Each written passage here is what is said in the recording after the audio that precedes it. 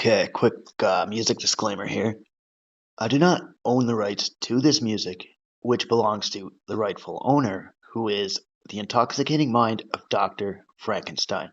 So he made my intro and my outro, and I hope you guys enjoy. Check them out on Spotify and YouTube, and no copyright infringement is intended.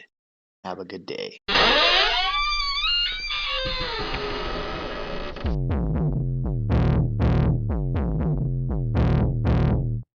A clear choice of good versus evil, of right versus wrong.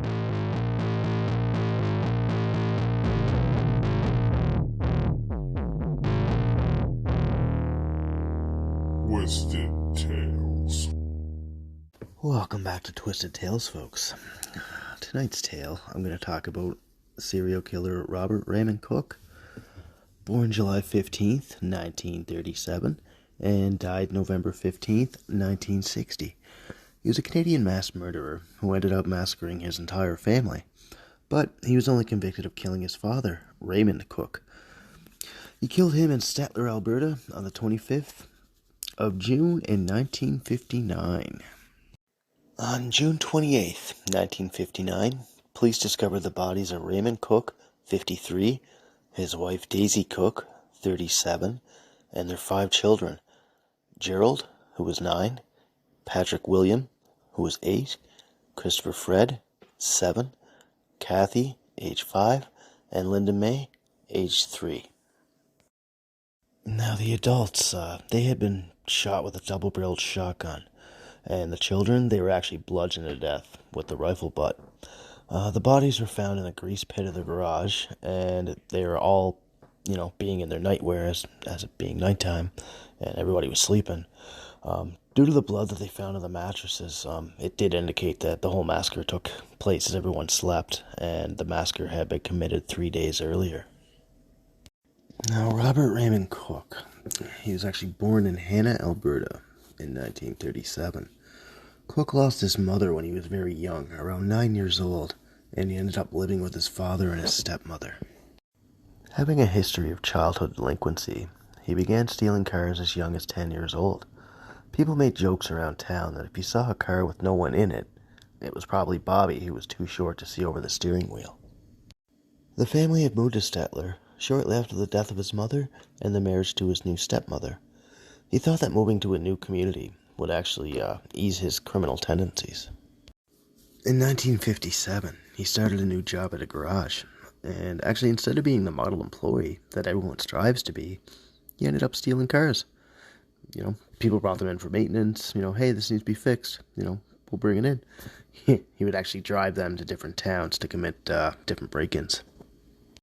Robert's criminal acts actually landed him in jail at about roughly 14 years old.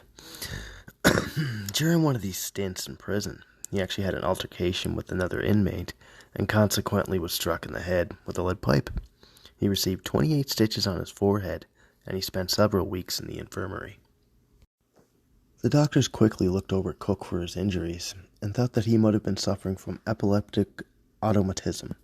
It's usually a state of clouded consciousness that happens after suffering a seizure. Doctors suggested that being in this state may mean that Cook could commit random acts of violence without having a clear memory of them. After his head injury, several other inmates and guards claimed that Cook was actually prone to having more violent outbursts. All of these incidents happened shortly after his release from prison, So people actually think that maybe this would have stemmed some sort of mental problems in his head for, when he murdered his whole family, right? Which probably, my guess is it probably definitely did. It's not far off, or far-fetched or anything like that. After the murder of his family, he was arrested and charged with obtaining goods under false pretenses. He had traded the family's 1958 Chevrolet station wagon for a 1959 Impala convertible. Inside the trunk, the police found birth certificates, insurance policies, Raymond Cook's marriage certificate, and report cards of the children. Robert also had a suitcase with 4 sets of children's pajamas, new bed sheets, and a photo album with pictures of his mother. When the officers asked Robert where his parents were, he repeatedly changed the story. At one point, he claimed his father gave him $4,100, and that he and the family had moved to British Columbia. However, the best friend of Raymond Cook was asked about this, and he said he knew nothing about the plan. While in police custody, Robert was accused of committing the massacre. Although he was implicated in the deaths of his entire family, he was only charged with the murder of his father in order to speed up the legal proceedings. Robert was actually denied permission to attend the funerals of his family, so shortly after midnight, on July 11th, 1959, Robert had escaped from Ponoka Mental Institution. Officials had 100 members of the RCMP, police dogs, about 50 soldiers of the local militia, an aircraft, and all of them searched for Robert. Several days later, he was actually found hiding in a pig farm near Basha, Alberta. In December 1959, Robert was found guilty of murder, and he received a mandatory death sentence. One of the prosecutors during the trial, John Wallace Anderson, said that Robert was one of the quickest thinking defendants that he'd ever met, stating that he was sharp as a fox and that he scared the hell out of him a couple of times with his mental acuity.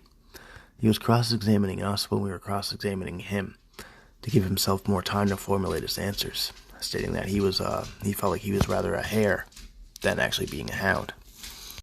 Up until his execution, Robert actually maintained his innocence, but nobody really believed him, and after officials declined his grant to a reprieve, Robert was hanged at the Fort Saskatchewan Provincial Gallows just after midnight on November 15th, 1960, and he was pronounced dead at 12:19 a.m.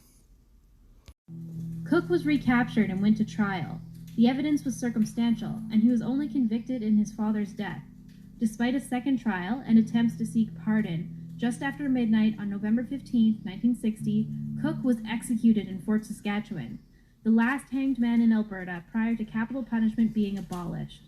The jail is long gone, but the local museum holds relics of his time there, including a piece of the noose that was supposedly used to hang Cook. It's kind of a dark second chapter in our history, capital punishment, and it can feel a little macabre, but I think it's important kind of telling that history and that this was a jail town and it was a hanging jail town. And there you have it, folks. Another episode of Twisted Tales in the books.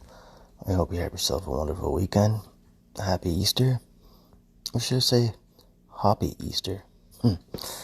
Take care, everybody. Thanks for tuning in. Have a great night.